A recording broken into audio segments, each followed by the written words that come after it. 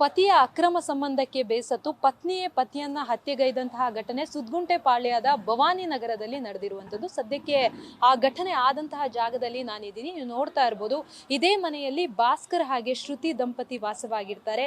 ಇಬ್ರಿಗೂ ಕೂಡ ಮುದ್ದಾದ ಇಬ್ರು ಹೆಣ್ಮಕ್ಳು ಕೂಡ ಇರ್ತಾರೆ. ಅವರ ಸಂಸಾರ ಕೂಡ ಸುಖವಾಗಿ ಹೋಗ್ತಾ ಇರುತ್ತೆ. ಆದ್ರೆ ಮನೆ ಕೆಲಸಕ್ಕೆ ಅಂತ ಹೇಳಿ ಒಂದು ಹುಡುಗಿಯನ್ನ ಅಪಾಯಿಂಟ್ ಮಾಡ್ಕೊಳ್ತಾರೆ. ಆದ್ರೆ ಆಕೆಯ ವಿಚಾರಕ್ಕೆ ಸಂಬಂಧಪಟ್ಟಂತೆ ಪದೇ ಪದೇ ಮನೆಯಲ್ಲಿ ಗಲಾಟೆ ಆಗ್ತಾ ಇರುತ್ತೆ. ಯಾಕೆಂತಂದ್ರೆ ಭಾಸ್ಕರ್ ಆ ಒಂದು ಮನೆ ಕೆಲಸದ ಆಕೆ ಏನಿದ್ದಾಳೆ ಆಕೆಯ ಜೊತೆ ಅಕ್ರಮ ಸಂಬಂಧವನ್ನ ಹೊಂದಿದ್ದ ಅನ್ನೋ ಆರೋಪವನ್ನ ಹೆಂಡತಿ ಮಾಡ್ತಾ ಇದ್ಲು. ಅದಕ್ಕೆ ಸಂಬಂಧಪಟ್ಟಂತೆ ಸಾಕಷ್ಟು ಬಾರಿ ಗಲಾಟೆಗಳಾಗ್ತಾ ಇತ್ತು. ಅಂದ್ರೆ ಯಾವಾಗ ಭಾಸ್ಕರ್ ತನ್ನ ಪತ್ನಿಯ ಜೊತೆ ಸಲುಗೆಯಿಂದ ಮಾತಾಡ್ತಾ ಇರ್ಲಿಲ್ಲ, ಏಕಾಏಕಿ ಮನೆ ಕೆಲಸದ ಆಕೆಯ ಜೊತೆ ಸಲುಗೆಯಿಂದ ವರ್ತಿಸ್ತಾ ಇದ್ದ, ಇದನ್ನೆಲ್ಲ ಗಮನಿಸಿದಂತಹ ಪತ್ನಿ ಪದೇ ಪದೇ ಆ ವಿಚಾರಕ್ಕೆ ಗಲಾಟೆಯನ್ನ ಮಾಡ್ತಾ ಇರ್ತಾಳೆ.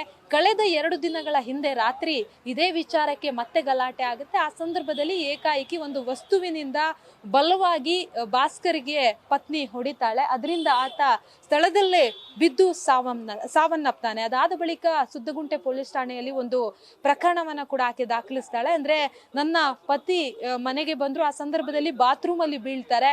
ಹಾಗಾಗಿ ನಾನು ಅವರಿಗೆ ಸ್ನಾನ ಮಾಡಿಸಿ ನಾನು ಅವರನ್ನ ಮಲಗಿಸಿದ್ದೆ. ಬೆಳಗ್ಗೆ ಆದ ತಕ್ಷಣ ನೋಡಿದಾಗ ಅವರು ಸಾವನ್ನಪ್ಪಿದ್ರು ಅನ್ನೋ ಮಾತನ್ನ ಹೇಳ್ತಾರೆ. ಪೊಲೀಸರು ಕೂಡ UDR ಅಂದ್ರೆ ಅಸಹಜ ಸಾವಿನಡಿ ಒಂದು ಪ್ರಕರಣವನ್ನ ಕೂಡ ದಾಖಲಿಸಿಕೊಂಡು ತನಿಖೆಯನ್ನ ನಡೆಸ್ತಾ ಇದ್ರು. ಆ ಸಂದರ್ಭದಲ್ಲಿ ಅಂದ್ರೆ ಯಾವಾಗ ಮೃತ ವ್ಯಕ್ತಿಯ ಮರಣೋತ್ತರ ಪರೀಕ್ಷೆಯ ರಿಪೋರ್ಟ್ ಬರುತ್ತೋ ಆ ಸಂದರ್ಭದಲ್ಲಿ ಪೊಲೀಸರಿಗೆ ಗೊತ್ತಾಗುತ್ತೆ ಮುಖದ ಮೇಲೆ ಯಾವುದೋ ಒಂದು ಬಲವಾದ ವಸ್ತುವಿನಿಂದ ಹೊಡೆಯಲಾಗಿದೆ ಅಂತ ಹೇಳಿ.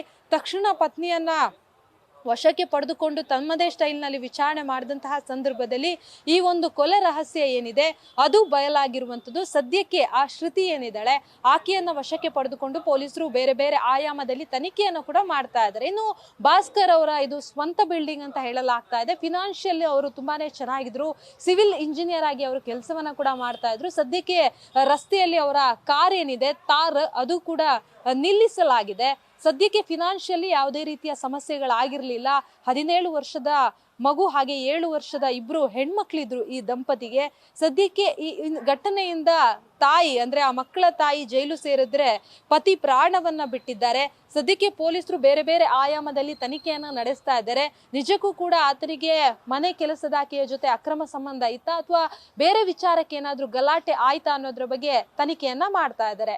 ಕ್ಯಾಮ್ರಾ ಪರ್ಸನ್ ಅವಿರಾಜ್ ಜೊತೆ ಅಂಕಿತಾ ರೈ, ನ್ಯೂಸ್ ಫಸ್ಟ್, ಬೆಂಗಳೂರು.